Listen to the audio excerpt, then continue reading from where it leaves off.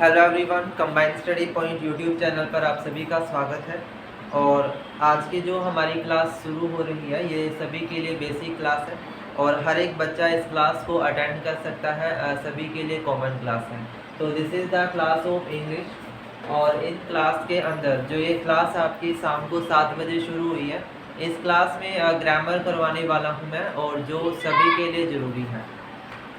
ठीक है। जैसे कि मैं बात करूं, आपका बैगला के जितने सब्जेक्ट होते हैं, बैगला 135, 136, ठीक है, फिर BHD 138, ठीक है, जितने भी तुम्हारे इंग्लिश के सब्जेक्ट हैं ना, उन सभी सब्जेक्ट में ये बहुत काम आने वाला सब्जेक्ट है।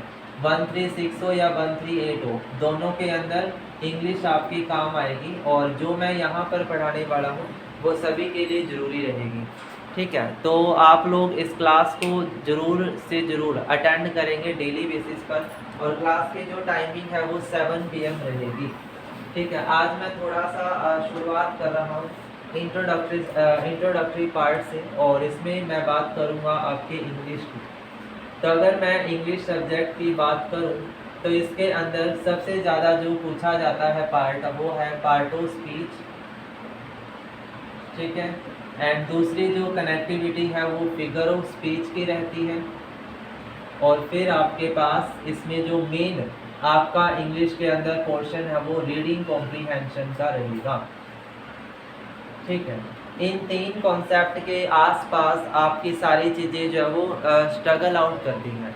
तो अगर आप इन तीनों चीज़ों पर पकड़ बना लेंगे तो इंग्लिश का चाहे कोई भी पेपर हो वो आप अच्छे से कर सकते हो। ठीक है, तो आज मैं आपकी शुरुआत जो है वो कर रहा हूँ। तो शुरुआत मैं करूँगा पार्ट ऑफ स्पीच से। ठीक है, पार्ट ऑफ स्पीच से आज हम शुरू करेंगे। एंड पार्ट ऑफ स्पीच के अंदर सबसे पहले आपको पता होना चाहिए पार्ट ऑफ स्पीच कौन कौन से हैं, कितने टाइप के पार्ट ऑफ स्पीच हम पढ़ते हैं। तो याद रखना भी, पार्ट ऑफ स्पीच की अगर मैं बात करूं तो हमारे पास 8 टाइप के पार्ट ऑफ स्पीच आते हैं, जिसमें सबसे पहले नाउन होगा, उसके बाद pronoun, verb, adverb, adjective, conjunction.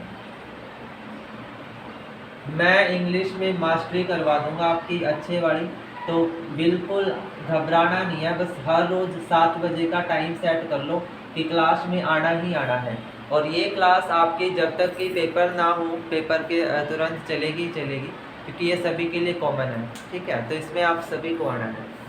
Noun, pronoun, verb, adverb, adjective, conjunction, preposition और इंटरजंक्शन, ये हमारी क्या है भाई, 8 टाइप ऑफ क्या है, पार्ट ऑफ स्पीच है। इन्हीं के ऊपर हमारा पूरा का पूरा ग्रामर पोर्शन है। एंड ग्रामर पोर्शन में जो मेन हमारा जो टॉपिक है वो नाउन का है। ठीक है, प्रोनाउन का भी मेन है। उसके बाद फिर प्रीपोजिशन सबसे मेन है, एडजेक्टिव है, कंजंक्शंस हैं, वर्ब है।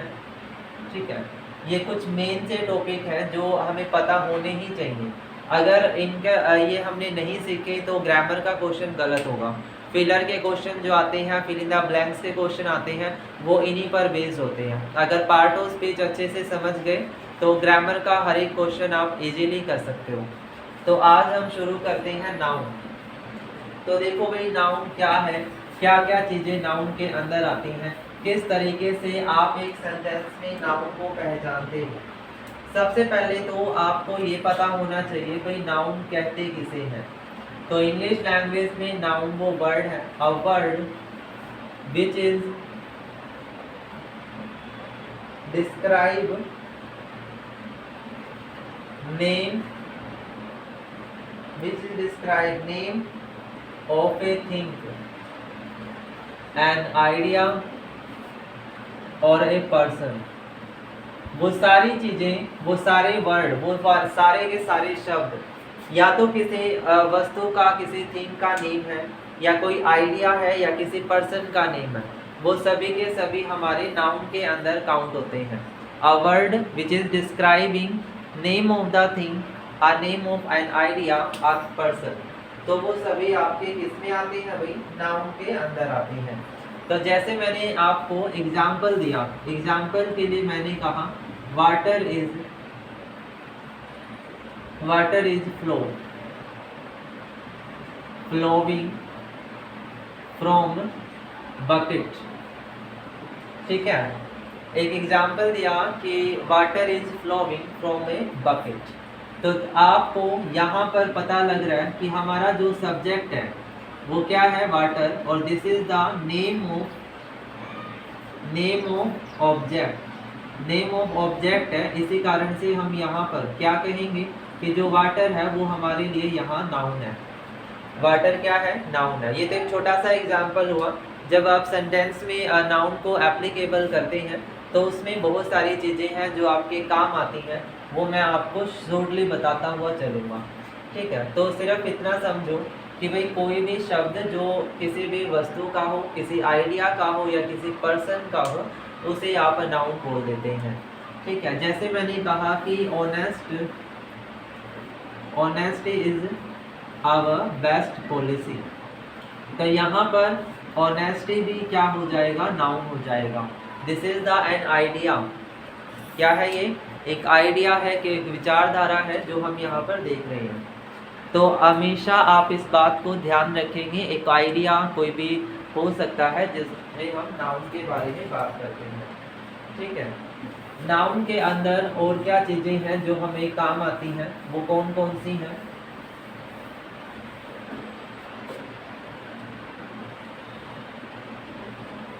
तो किसी भी सेंटेंस में, ये तो सिंपल सेंटेंस थे, अगर आप इंग्लिश लैंग्वेज में सेंटेंसेस देखते हैं तो उसमें आपको आइडेंटिफाई करना भी आना चाहिए।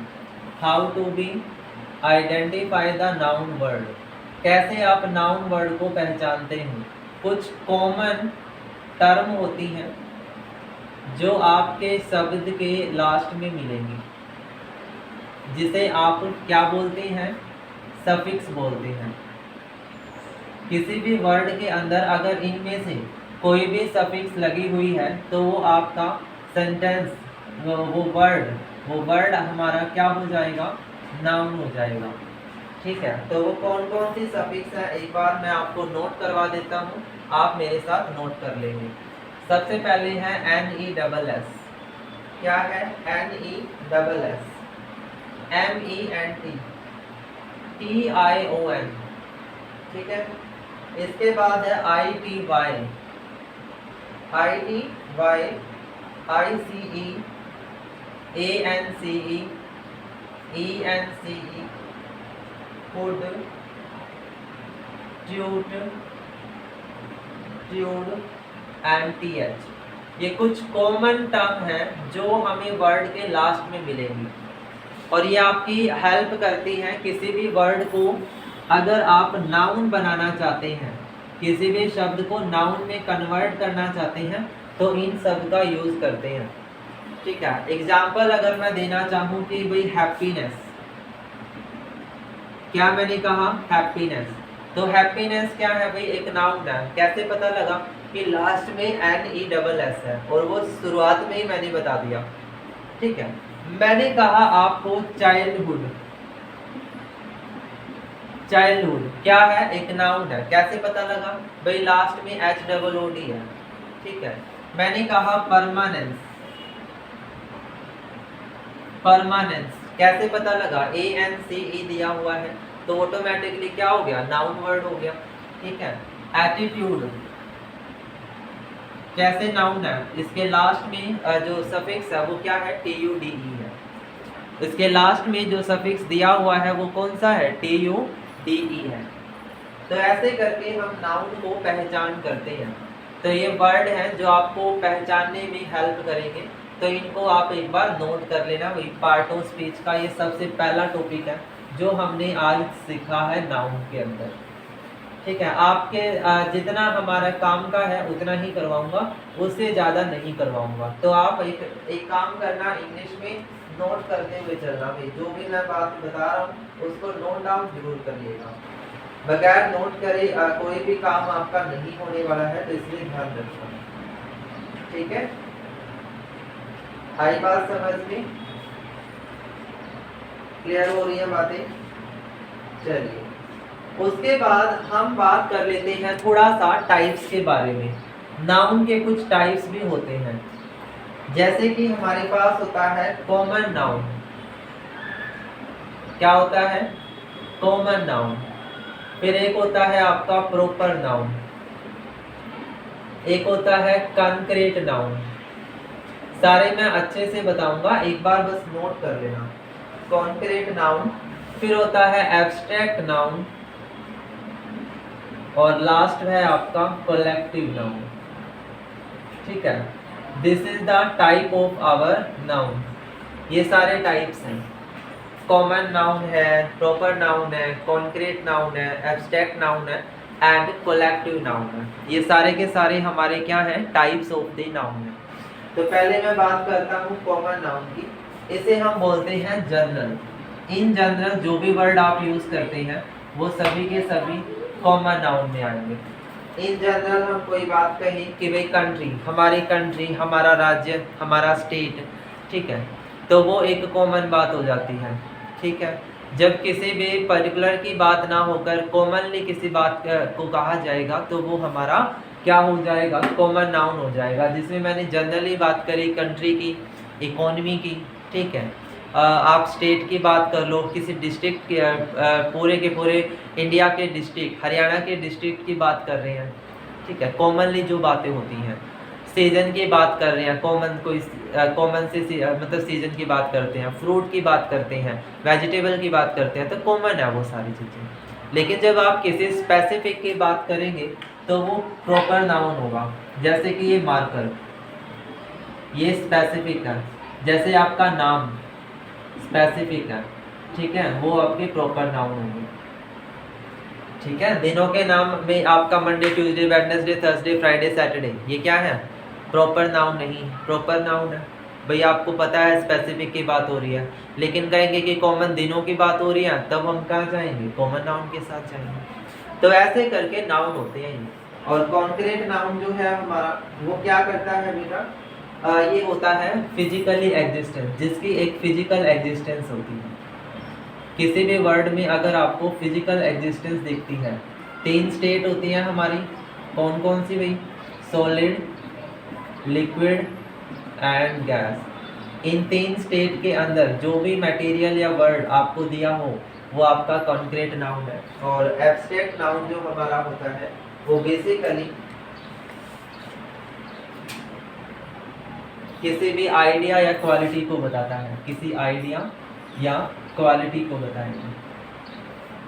ठीक है, किसी की ऑनेस्टी, किसी का ग्रीडीनेस, किसी का एंगरनेस, ठीक है, किसका एक्साइटमेंट, ऐसे करके आप एब्स्ट्रैक्ट नाउन देखते हैं। और कलेक्टिव नाउन होता है ग्रुप ऑफ मेंबर।